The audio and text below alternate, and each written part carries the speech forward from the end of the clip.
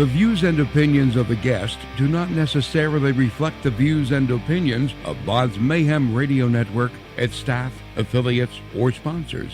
Parental discretion is advised. Welcome to BODS Mayhem Radio Network. This is Jamison Friesen, vocalist for Arrival of Autumn, and you're listening to BODS Mayhem Hour. Welcome to BODS Mayhem Hour, your source for all hard rock, heavy metal, new metal, alternative, punk, horror punk, hardcore, rock, and all local bands, with your host, John the Bod, a.k.a. the Bodfather. Hey everybody, welcome to BODS Mayhem Hour. I am your host, John the Bod, a.k.a. the Bodfather. As always, I'm bringing you guys and gals awesome interviews. Today, it's an honor and a privilege to have Mr. Jamison Friesen. He's the vocalist of Arrival of Autumn. Arrival of Autumn will release their second full-length album entitled Harbinger, and Nuclear Blast's debut as well. This album will be released on March 29th. And I got to listen to a little bit of Harbinger, and it's pretty good stuff, man. I like this. And we're going to talk to you about your previous albums and things like that. So how's it going, man? It's going great, man. Thanks for having me on. Glad to have you on here for sure. I'm pronouncing the album right, correct? Harbinger, right? Yeah, you got it. Okay. Harbinger, meaning, a warning of things to come, and it's kind of a bleak setting that encompasses the whole record. So let's jump right into this, man. You guys got signed to Nuclear Blast not long. How's it been working with them so far since signing with them?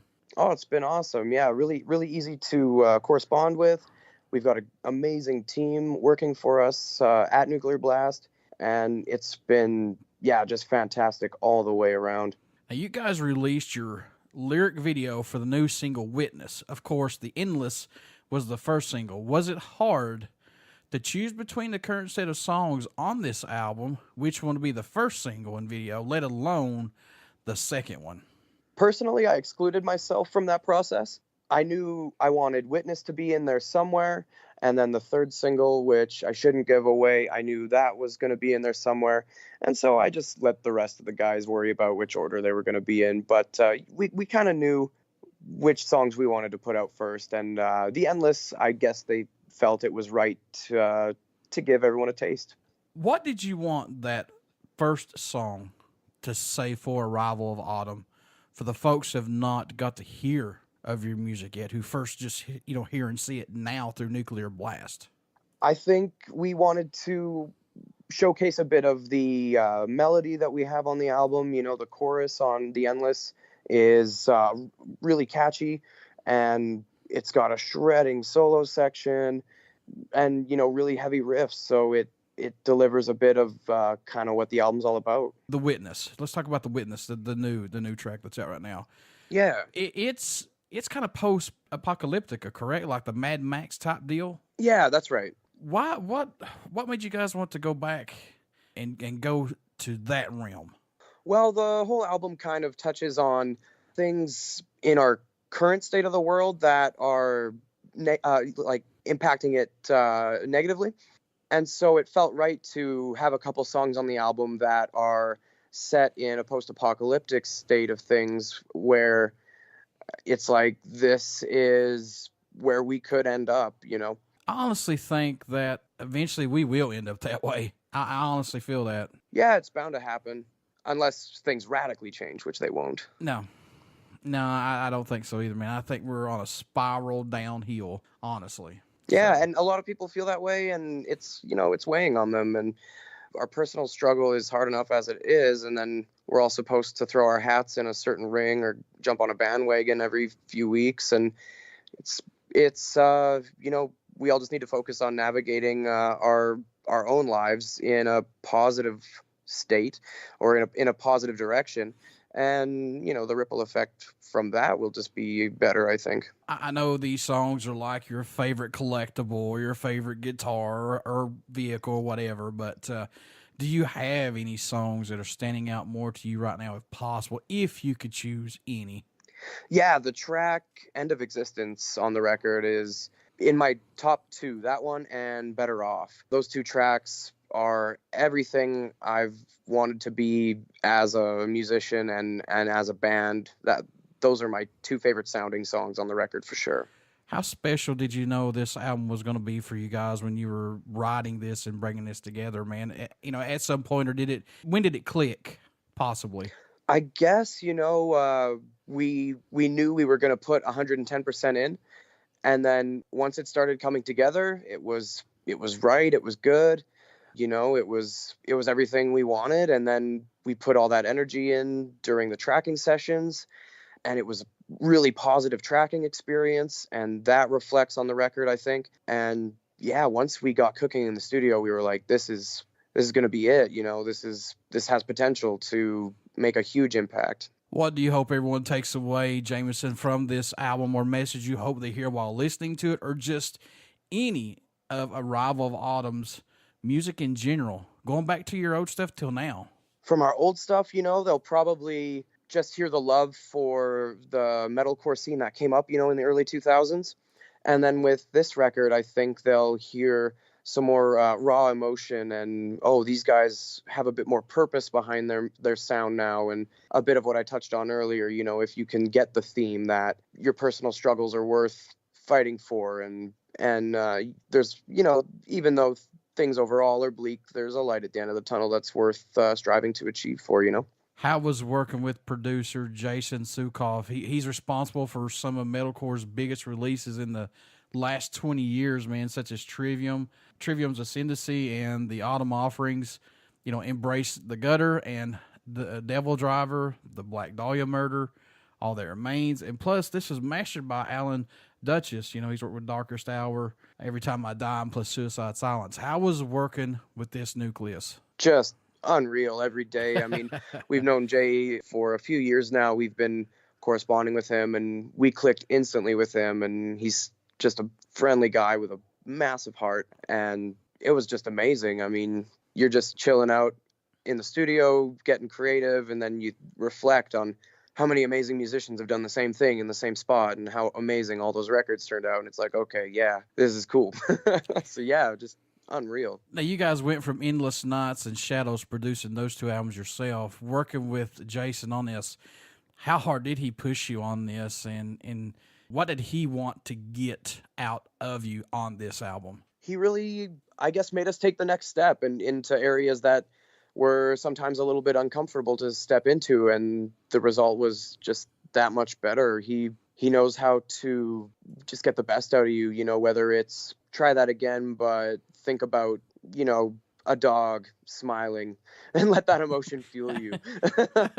He's just got, he's got a good vibe in the studio, and he checked us on a lot of stuff. If we brought forward a bad riff, he would be like, nah, go write that one a second time, and then we'll use it if it's better, And plus, look at it this way, man, this is a different show for you guys. This is charting through some different waters, I would say. Yeah, definitely. We feel we have the opportunity to, give it 110% now with our touring schedule and really get this record out there. And it's giving this band a big opportunity to really go for it. Never forget, man, you have bridges to cross. There you go. That's the way for to sure. look at it. We, we've been playing gigs for a lot of years, but Sure, as far as what we want to achieve, we are right at the start. So we got big things coming, Who did the artwork for this album? Because I'll always like to give a little shout out to the artists, because I don't think they get enough credit on these albums. Good call, man. Yeah, Soft Surrogate is his handle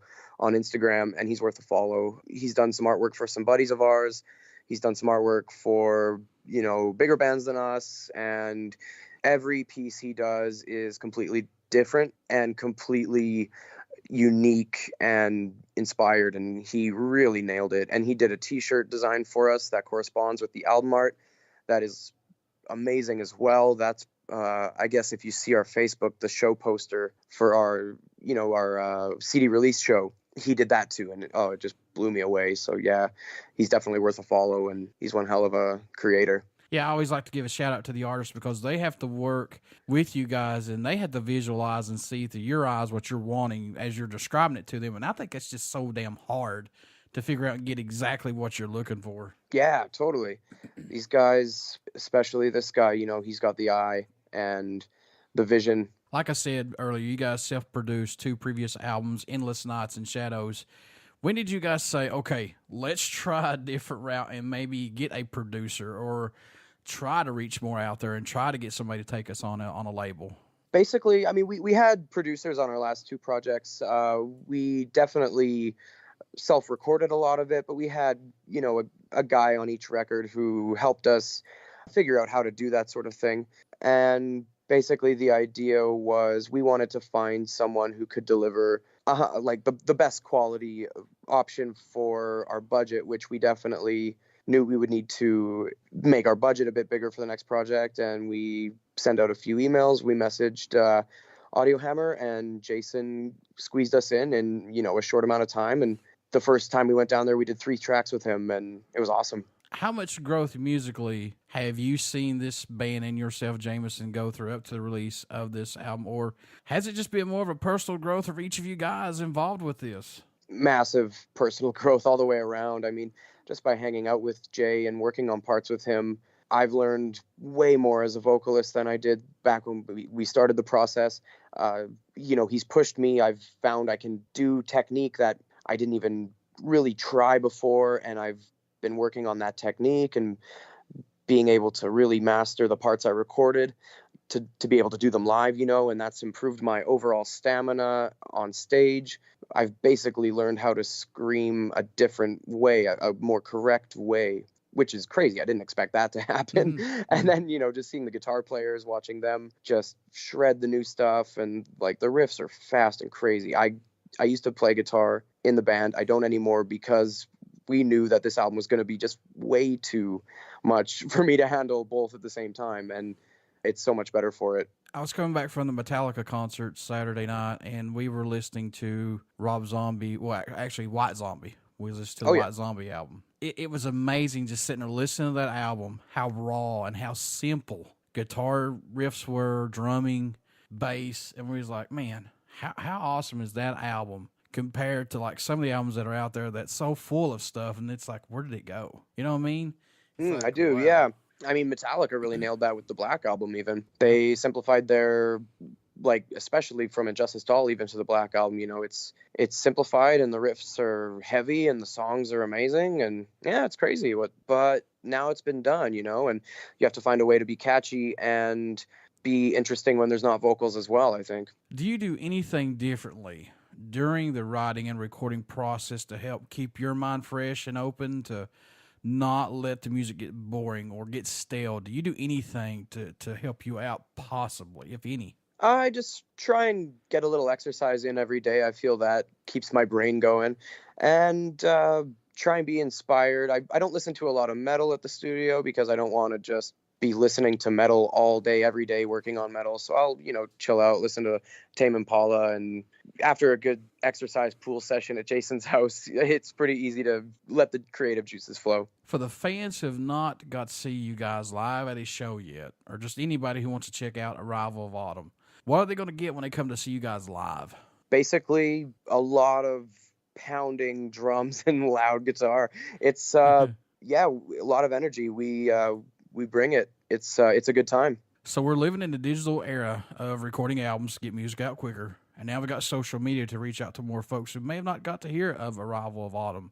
Do you like this now to get stuff out quicker and plus to reach more folks? Yeah, it's definitely a handy tool. It's a weird one as well. You know, it's gotten a bit better in the sense that you used to be able to buy likes for a dime a dozen, and then you'd have bands who've played their, you know, hometown 5 times and they have 10, 15, 20, 100,000 likes on their page. It's like, okay, that's not true.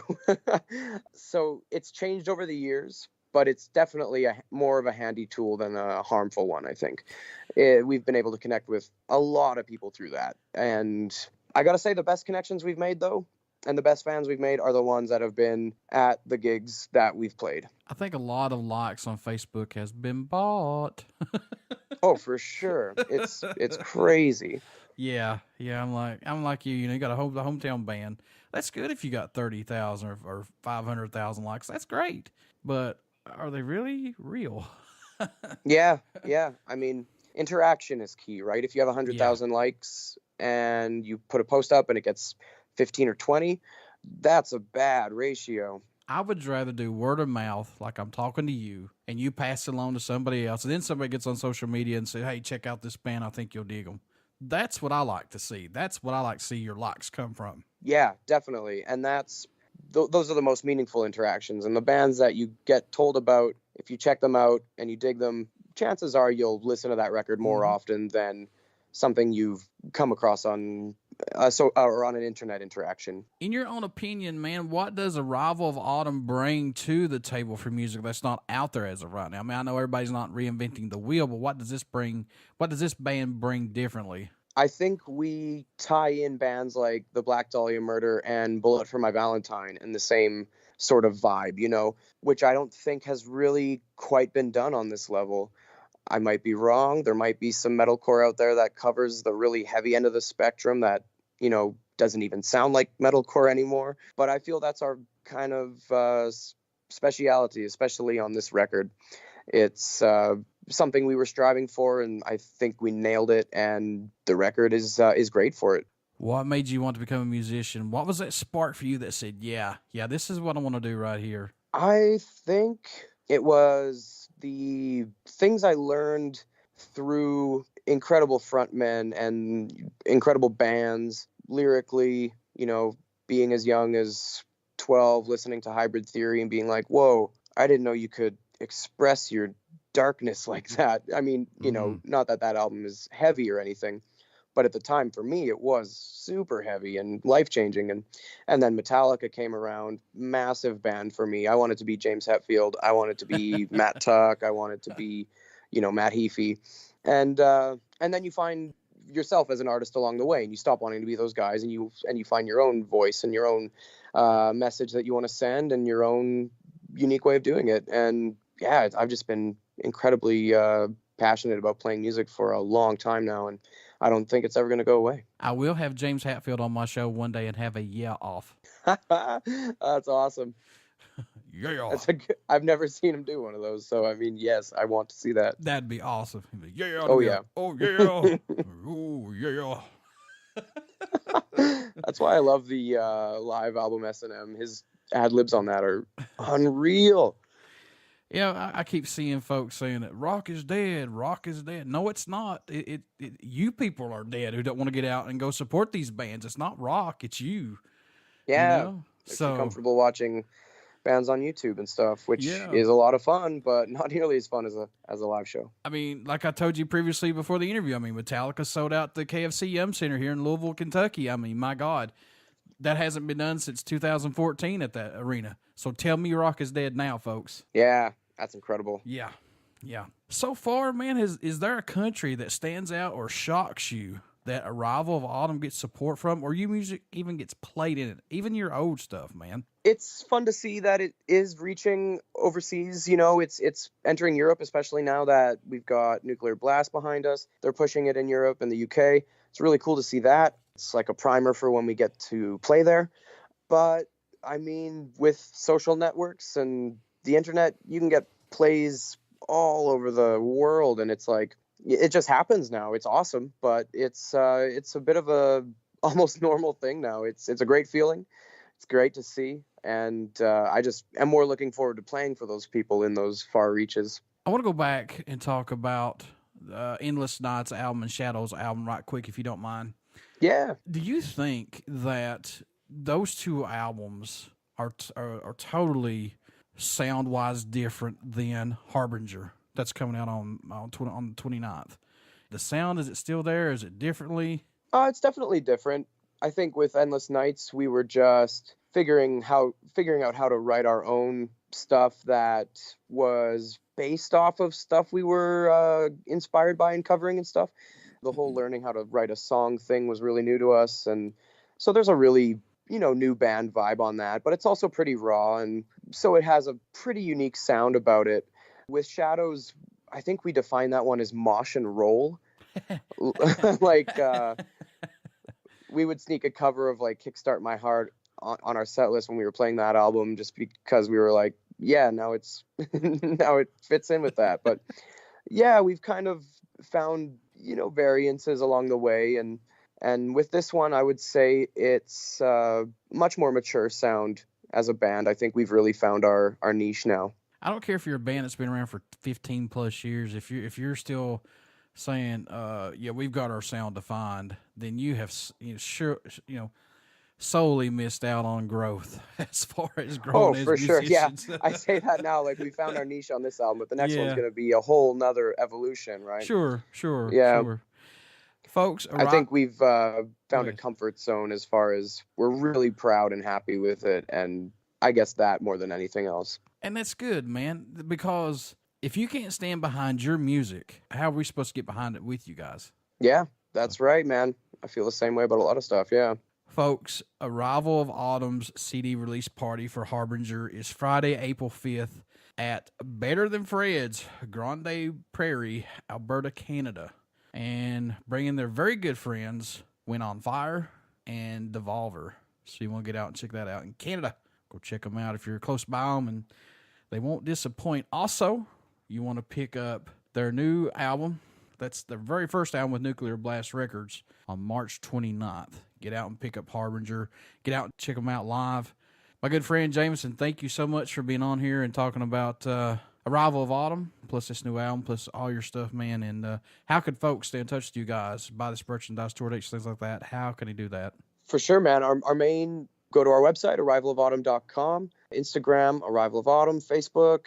We're all over that shit, man. So it should be easy to find. And yeah, we hope you do. And we hope you keep up with us. Before I let you go, would you care to do a promo for my show? Not at all. Let's have it. This is Jamison Friesen, vocalist for Arrival of Autumn. And you're listening to BODS Mayhem Hour. Everybody stick around. We got some great stuff coming up. And you only hear these interviews right here on BODS Mayhem Hour and BODS Mayhem Radio Network.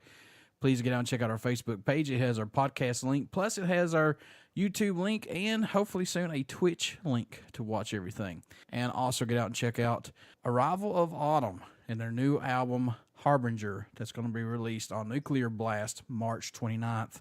And for fuck's sakes, folks, metal is not dead. Get off your asses and support locals. I don't care who they are, support them. They are the ones who's going to keep metal, country, bluegrass, rap, I mean, horror punk alive when we're dead and gone. So check them out. Thanks, Jamison. I really appreciate you, man. Hell yeah, man. Thanks for having me on.